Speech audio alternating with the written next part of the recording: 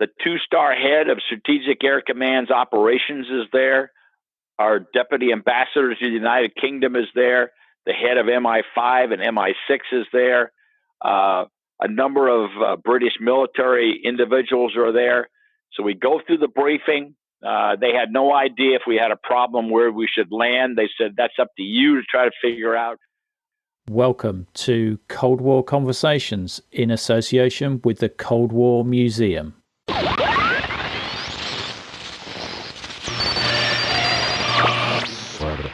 This is the British Broadcasting Corporation.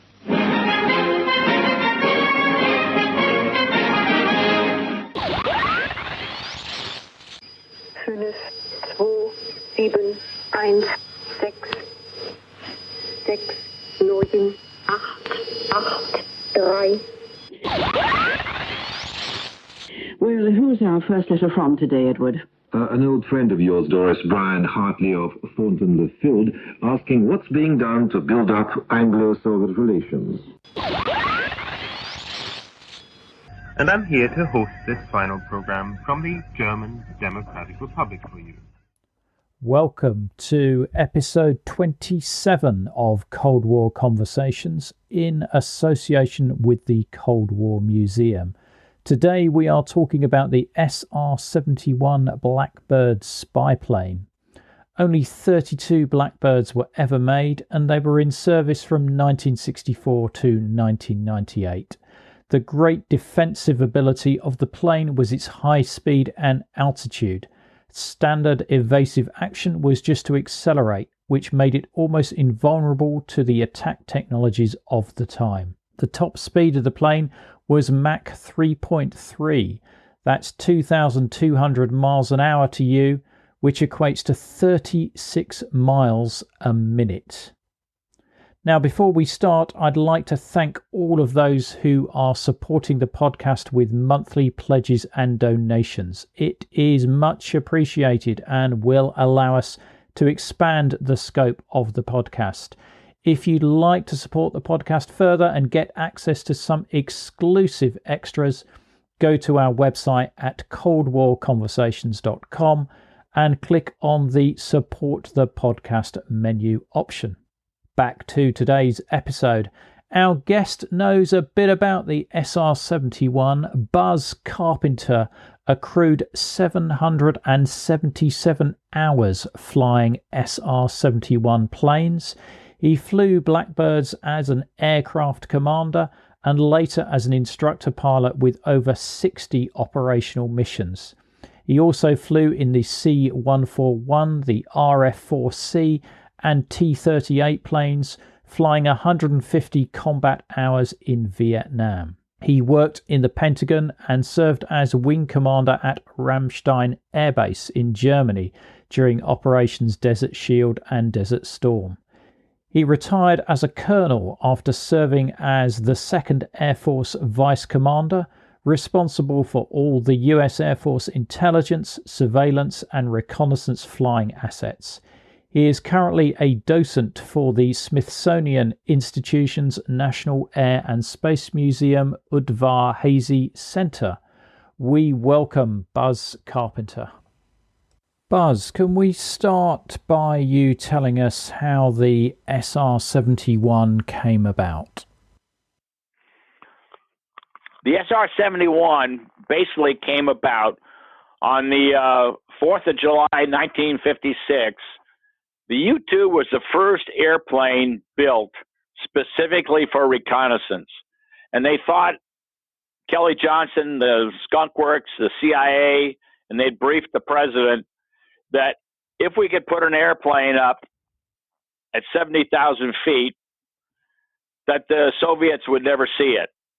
So on the 4th of July of 1956, it flew over some of the eastern satellites. On the 5th of July, 1956, the first U-2 flies over Moscow, and they see in the film, surface-to-air 2 missile sites being deployed around Moscow.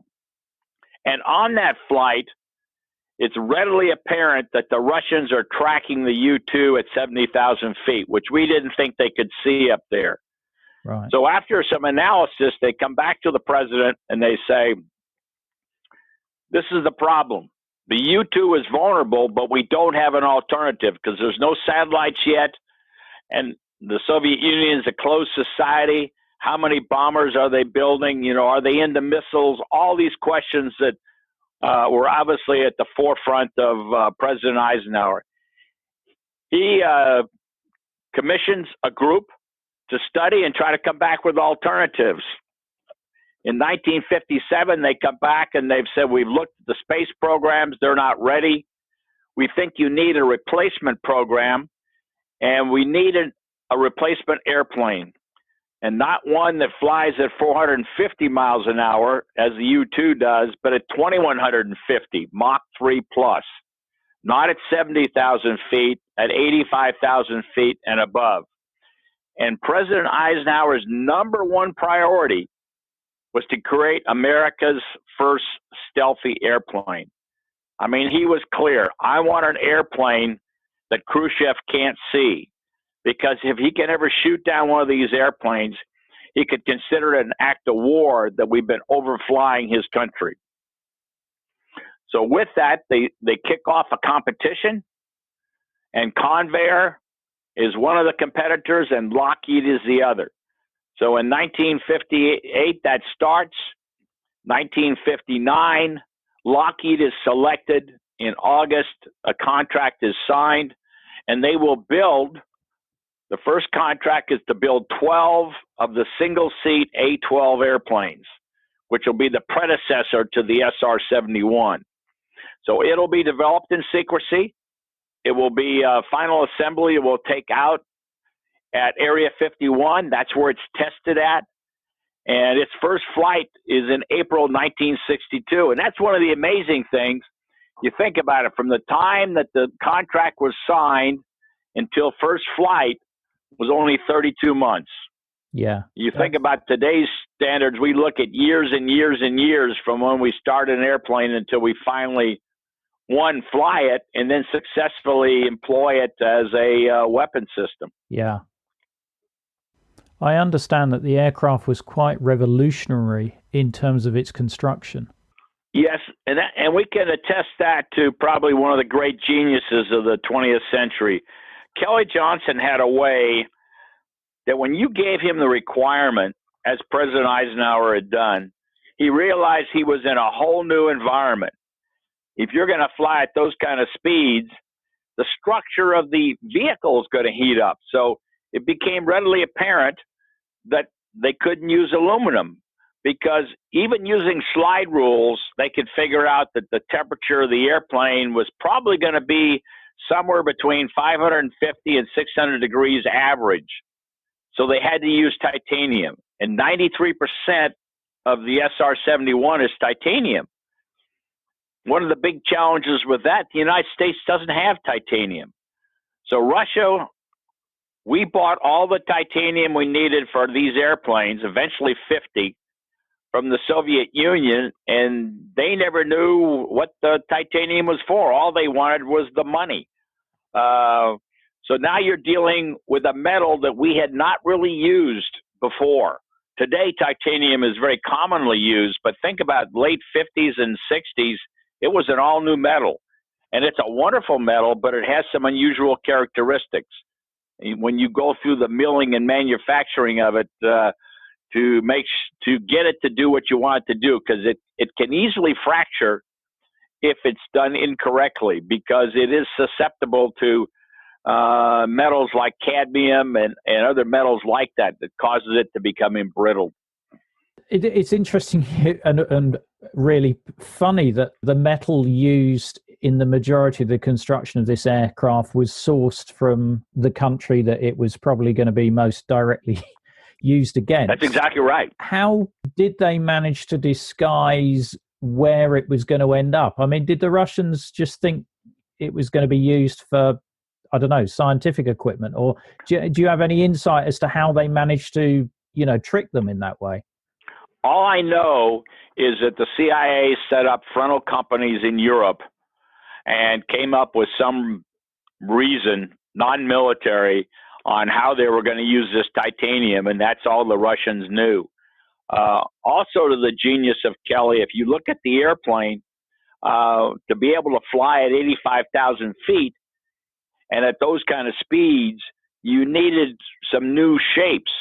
So the forebody, from where the wing joins the body, when you're at 3.2 Mach, 35% of the lift of the airplane comes off the body of the airplane, that forward body there. So it is the world's first lifting body per se. And I mentioned about the heating. The airplane grows 3 to 4 inches in length and an inch or two in width, and that's why it's loosely put together. And it's a very low G airplane. If you can imagine, when we're cruising and the airplane is fully heated up, which is fully heated up by the time we get to altitude and speed, we can only pull 1.7 Gs. That's a 45-degree bank turn.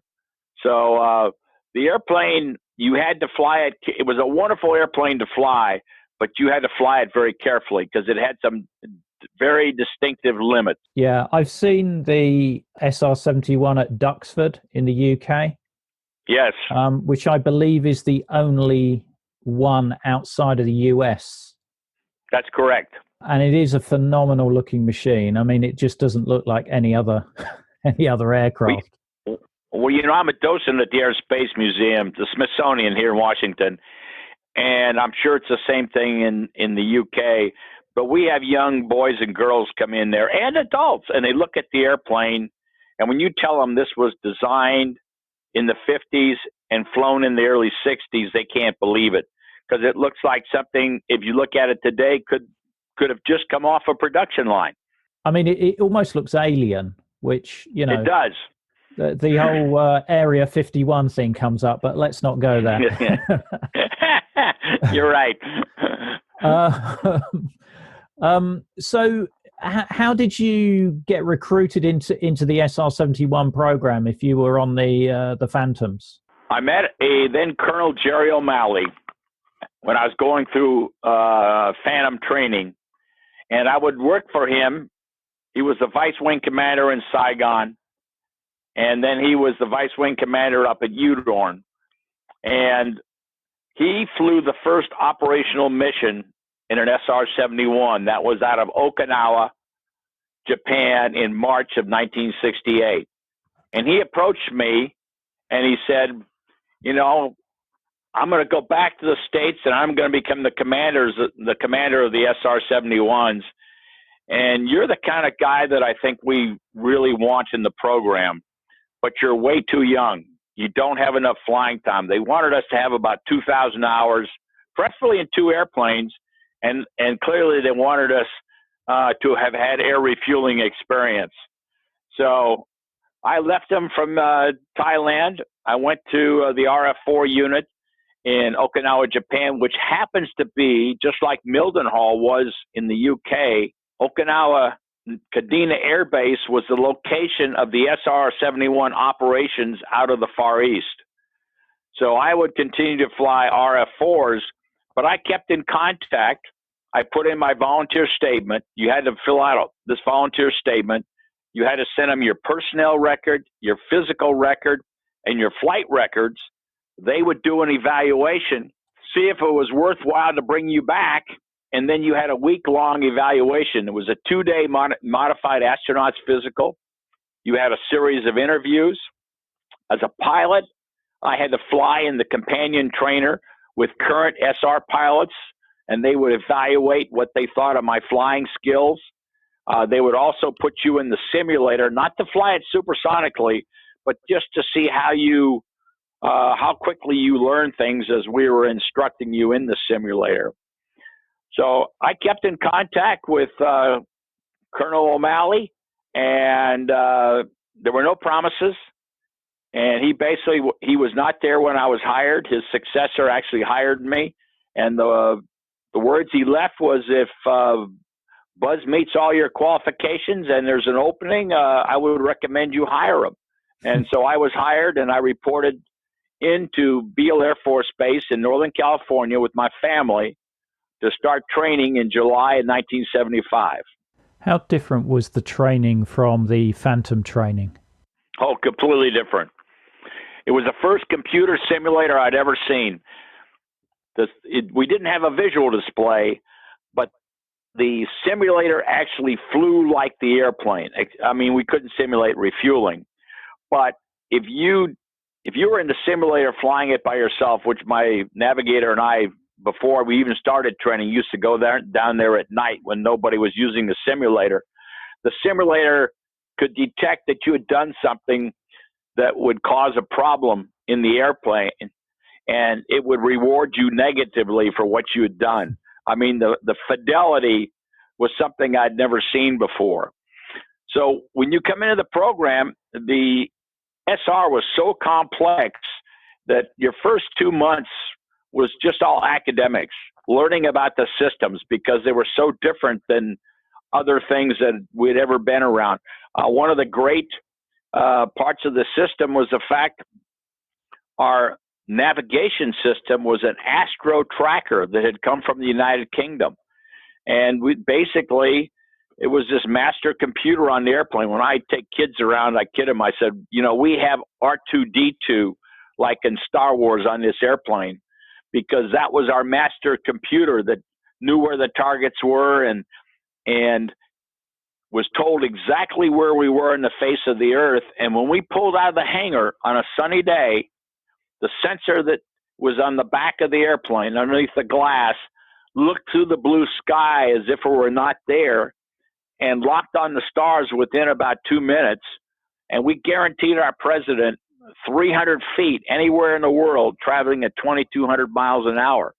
So we were not dependent on ground navigation. We navigated off the stars, and there was no way to jam it because there was nothing in between us at 85,000 feet and that very dark sky above us with the stars.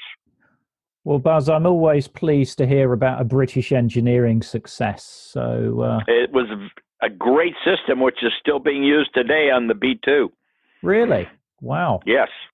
I'm presuming that navigation is not via GPS now, like car navigation, is it? No, a lot of it is, but they're concerned about the GPS.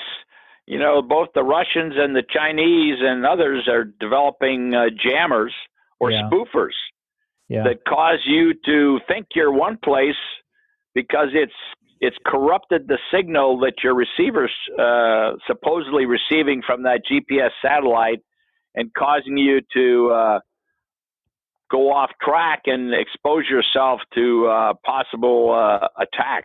Yeah, and even the Russians can't move the stars. That's exactly right. That's exactly right.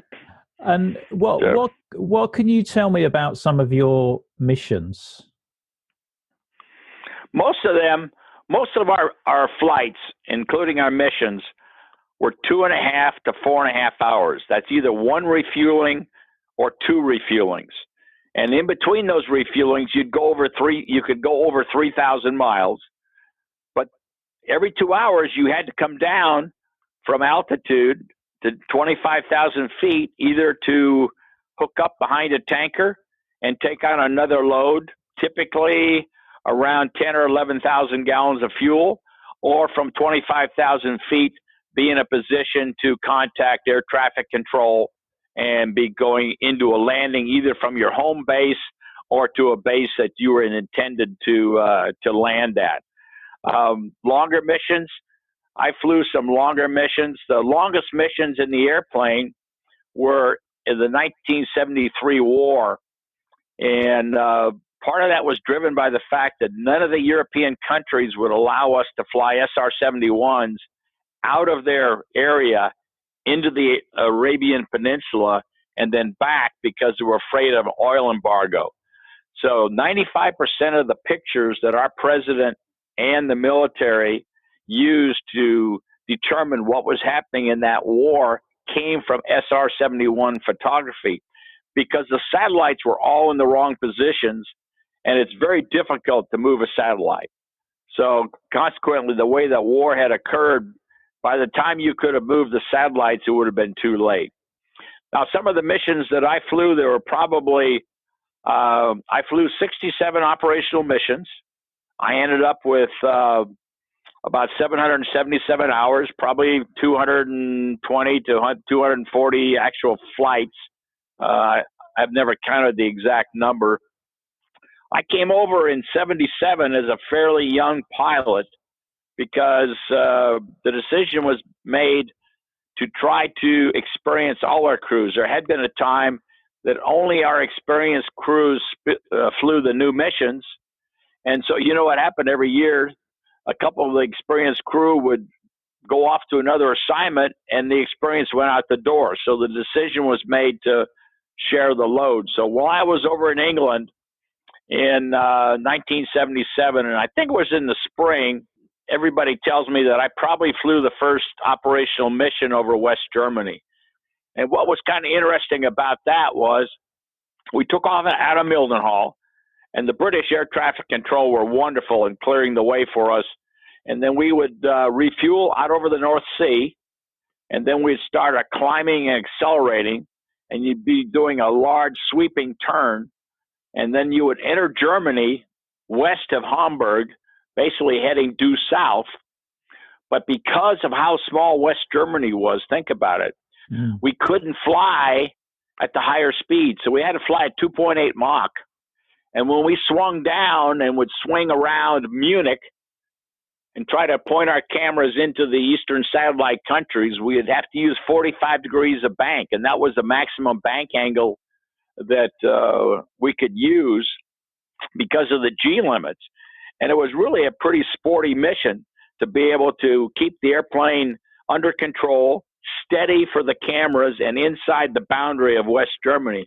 You'd then swing to the west and turn north and kind of go back out almost the same track that you'd come in at.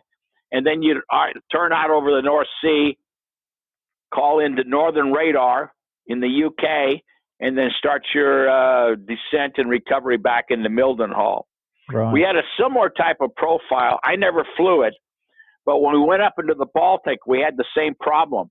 When you went into the Baltic, when you got up there, I think it was Latvia, and started your turn, you had to be at 2.8 Mach, because otherwise you would overfly Sweden, or probably not Finland, but overfly Sweden, which was a neutral country.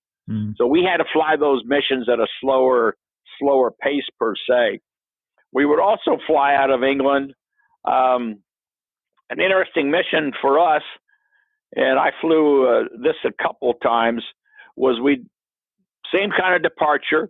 We'd refuel over the North Sea, but then we'd head all the way up the coast of Norway, and then north of the Arctic Circle, we would come down and refuel again, and then climb back up, and then we would cruise along the north coast of Russia and go up the Zimia Peninsula, which, if you know where Archangel is in Murmansk, go further east, we'd go up there, we would do kind of a 180-degree turn, come back down.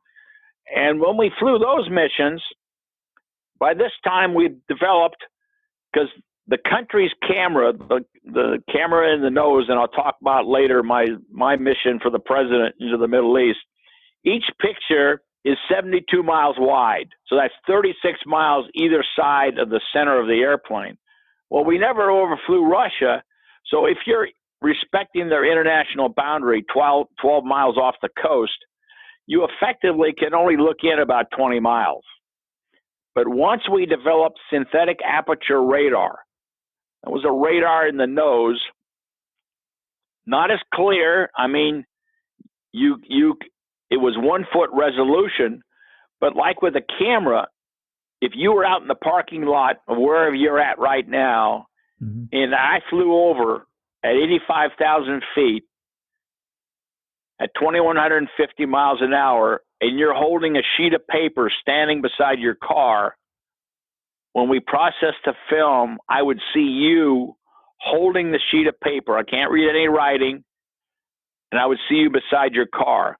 I can't recognize your face because the cameras even today have a problem with that. But most of the time I could tell you what kind of a car you were driving, and I could identify you as an adult male.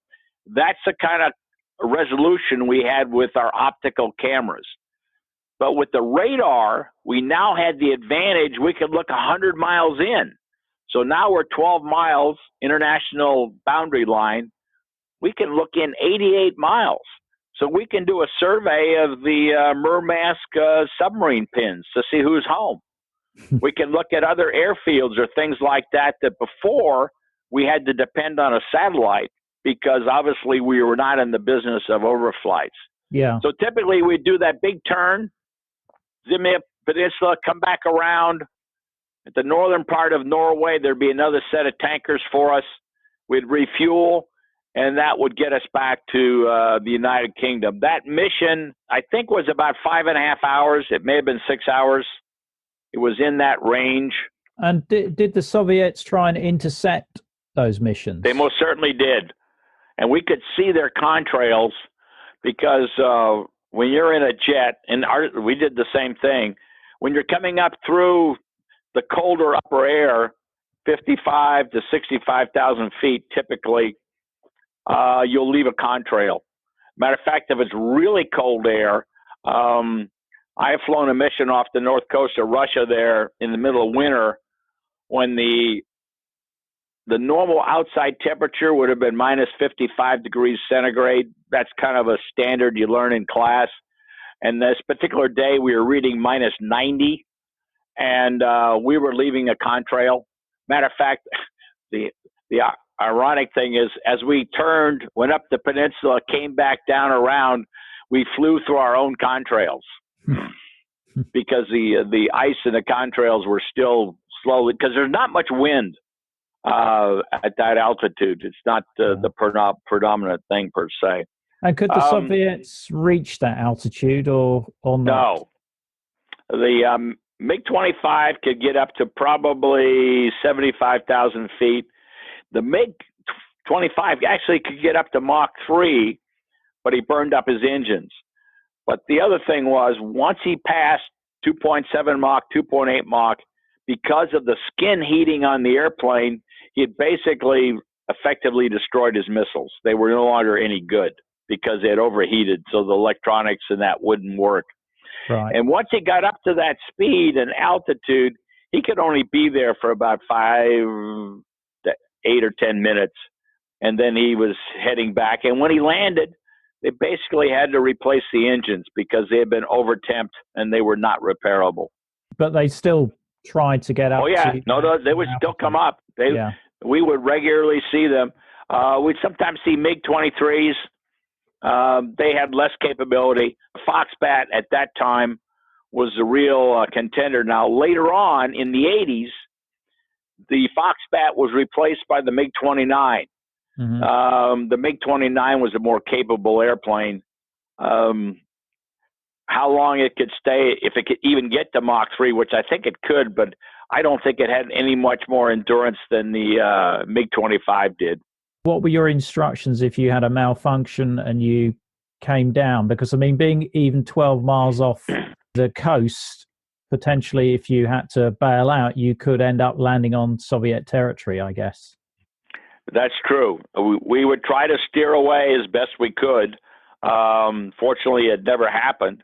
The only one that was an ejection over the water was in the Sea of the Philippines, and it had nothing to do with a combat issue. It had to do with an engine that the turbine blades failed as they were approaching the target area, and they were trying to get to an air base in the Philippines before they lost all the hydraulic fluid they had, and the airplane just went out of control, so they had to eject. And the fishing boats from the Philippines, they were right off the coast of the Philippines. Some fishing boats picked them up, and eventually the airplane ended up in 200 feet of water, and the Navy had to come up and raise it. One of the probably one of the most interesting missions I flew was in March of 1979, and I sent you the thing. Mm-hmm. And we always had 3 crews and 3 airplanes at Kadena, Okinawa, Japan, and we would periodically have an airplane. I don't remember if we ever had 2 airplanes at Mildenhall with 2 crews to deal with the European targeting issues. But that was periodic. We'd go over there for a month to 6 weeks. I remember we went over for a series of flights, and we stayed for the Queen's Silver Jubilee. They had a big 2-day air show at Mildenhall, and I think Prince Philip came up to that. I don't think the Queen did, but the Prince Philip came up to it. It was quite the thing. Almost all the European flight demonstration teams performed. And of course, the Red Arrows put on an absolutely magnificent show. But this is March. All of a sudden, we get an indication that there's some trouble. We don't know where it is, though, initially.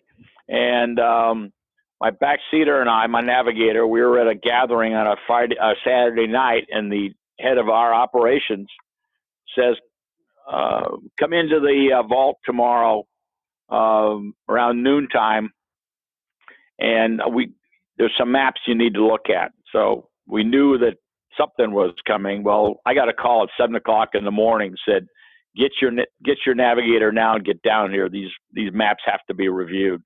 So we got down there and we saw Middle East, Saudi Arabia, Yemen, and some others were in a conflict. So it became very apparent within an hour or so, you guys are going to Europe. And when we did the map survey, we weren't sure we were going to be selected to be one of the 2 crews to go over. So the senior crew was the one that was going to fly the airplane over. John and I were going to go over in a tanker and get on the ground and meet them with the arcing or with the special radio as they came in. So the operation proceeded pretty quickly. We took off from California at 6 o'clock on Sunday night, stopped in New England to refuel, and then over to the UK. Got there about 15 minutes before the SR arrived to be able to get it on the ground. This mission, because the French would not allow us to overfly, would have been a 7.5-hour full refueling. Because we had to go around Spain and Portugal, it became a 9-hour and 45-minute mission. And so the senior crew said, we really don't like the longer flights. So we brought the airplane over. It was supposed to be 3 missions into the Middle East. Why don't you fly the first one? We'll fly the second one. You fly the third one, and then we'll take the airplane home. And what that would give us all about the same amount of flying time in the airplane. So we said, sure, we were the junior crew. So it took a couple days for our tankers to pick up the fuel they needed and get to their location. Some of the tankers were in Morón, which is in Sevilla in Spain, a huge base there. And then there were sets of tankers that went into Cairo, and but our tankers look like any other tankers, so people there's no special markings on them. The difference is that they had a special centerline fuel tank that carried our special fuel, so that when we refueled, we weren't burning JP4, we were burning JP7. And the difference between that is that JP4 ignites at minus 40 degrees. And so you use electric ignition, as in normal airplanes that you and I fly on. Mm-hmm. JP7, because the airplane's so hot, we want an airplane fuel that's very stable. So JP7 does not ignite until you get it above about 335 degrees. So to start the SR engines, you don't use electric because it doesn't work. Use a chemical ignition.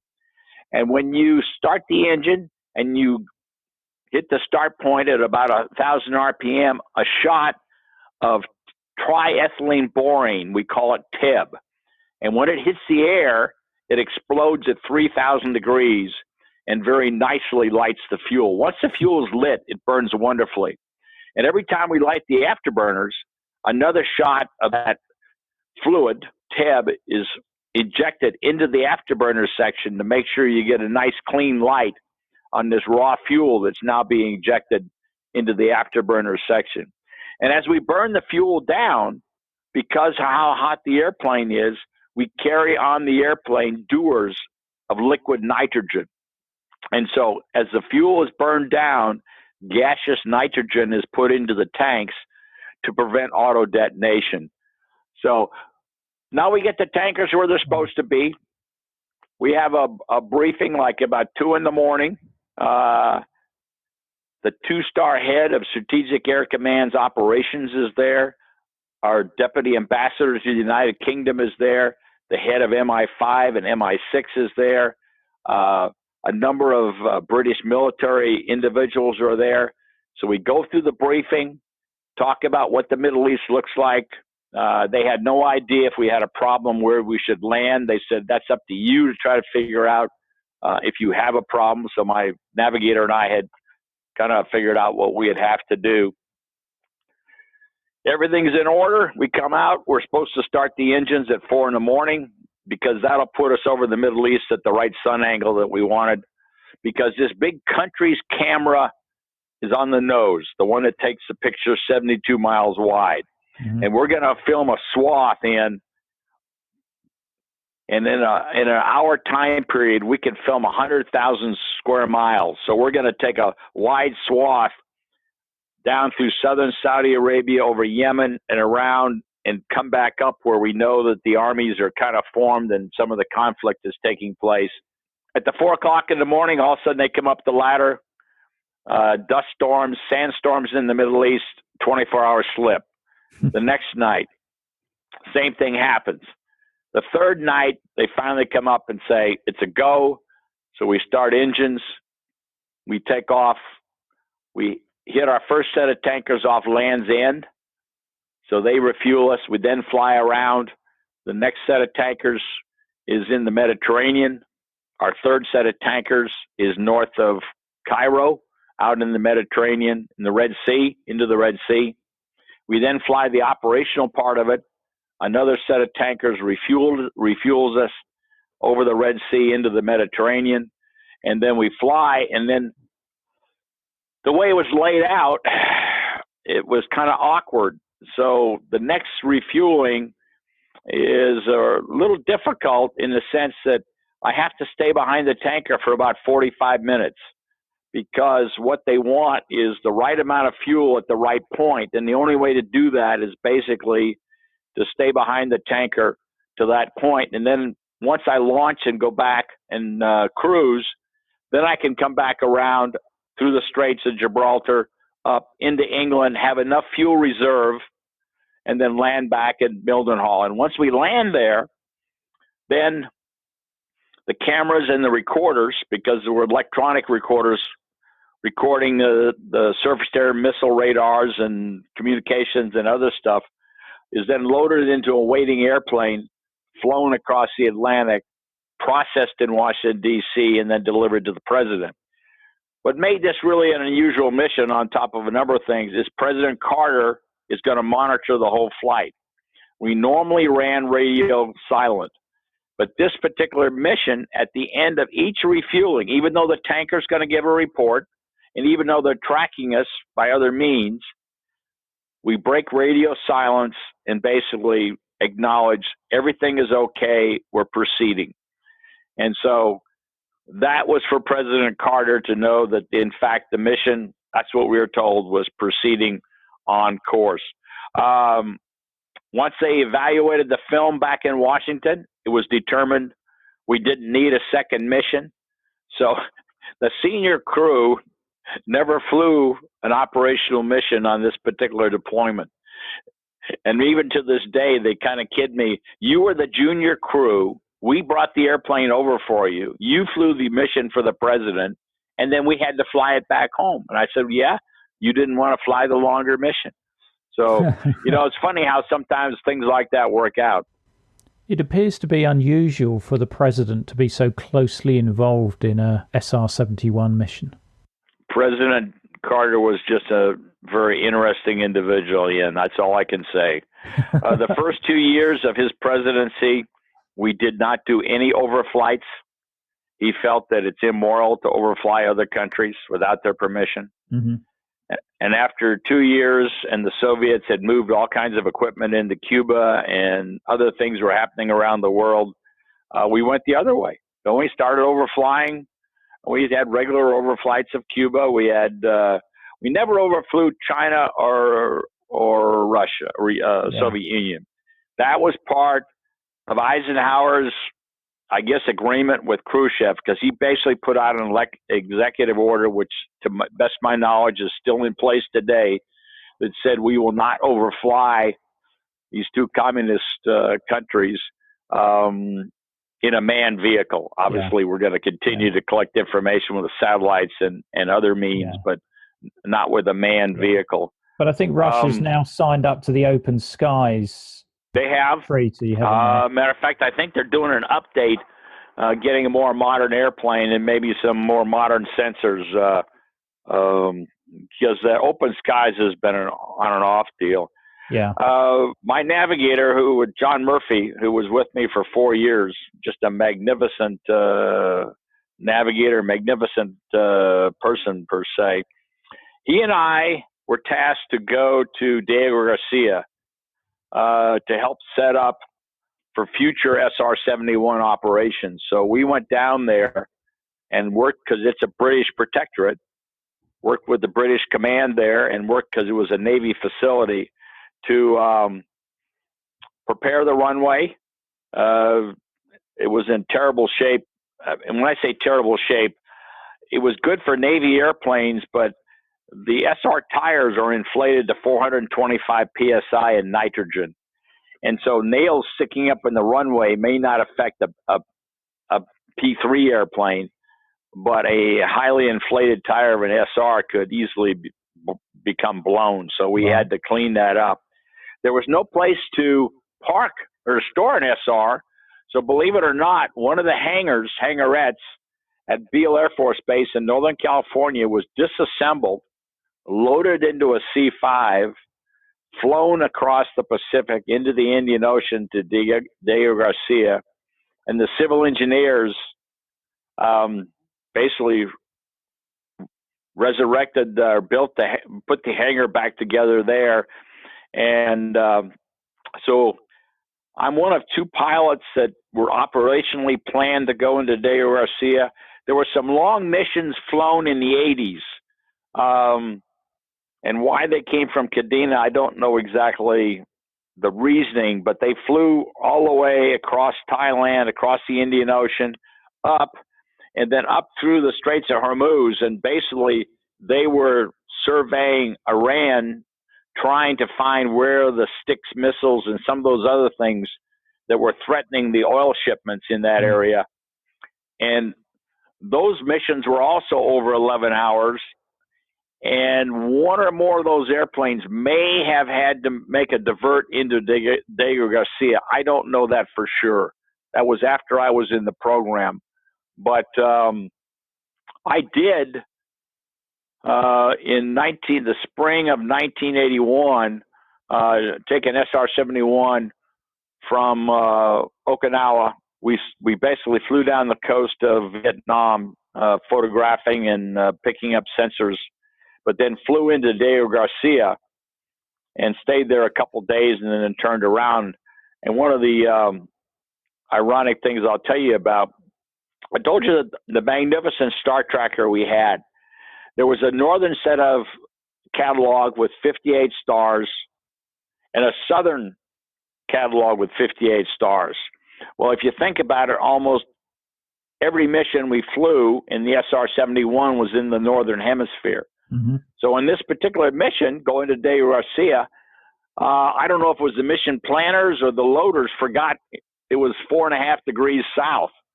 So as we're entering the Indian Ocean and as we're approaching the equator, all of a sudden we're not getting any navigation, and which was highly unusual because our navigation system was really good. And so my navigator and I started talking about, what was causing this, because the starlight went away, so we weren't tracking the stars. And so when we landed in Diego Garcia, we mentioned, they asked, how would the airplane go? And said, well, we lost navigation right around the equator, and looked over at one of our tech reps, civilian, said, what star catalog did you load? And all of a sudden they realized that they had never put in the southern star catalog. So once we're in the equator area, it didn't recognize any stars. Yeah. And the ironic thing is that when we left, they didn't have the southern star catalog. So they said, okay, we think if you take off, climb to altitude, get a good heading off of Diego Garcia, Dead Reckoning, that if you fly about 800 miles, and as you approach the equator, we think that it'll pick up the stars again and navigate you back to Japan, which it did. Wow. I mean, you must have done quite well to find Diego Garcia if you're astro navigation. We had TACAN on board, so our TACAN had a pretty good range because of the altitude.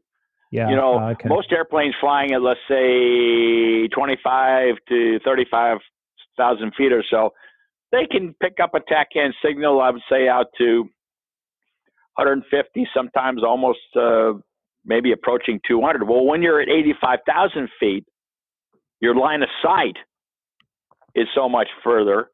It's 300 and some miles line of sight. We could pick up the TACAN further out, so I wasn't that concerned we were going to miss the island. Yeah. I read somewhere about the SR71 being used to send messages to heads of state. It was. You could not control your shock wave.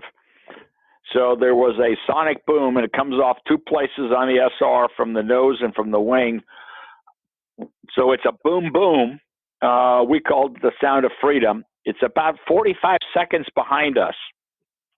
So the SR at times was tasked to overfly heads of state when they were greeting each other on the tarmac, because I was a wing commander at Ramstein in the early 90s, and we had many heads of state, President George Bush and Chancellor Kohl and others that came in.